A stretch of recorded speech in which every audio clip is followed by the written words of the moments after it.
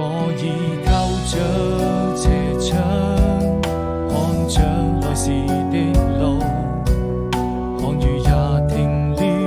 風涼過的也不只是孤獨，彷彿聽見你的腳步飄向遠處，中流鐘聲訴說着人們的思念，人在旅途。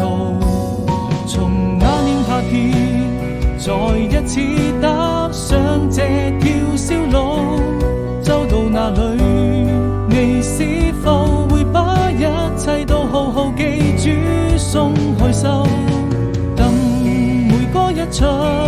鮮花在你身邊翩翩起舞，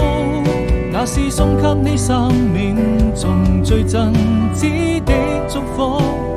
我們要幸福。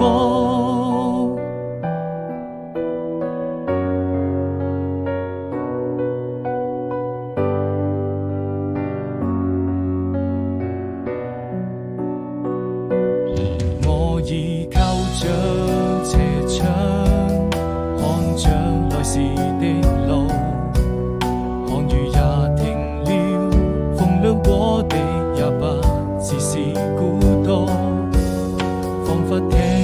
見你的腳步飄向遠處，中流鐘聲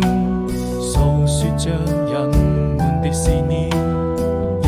在旅途。從那年夏天再一次踏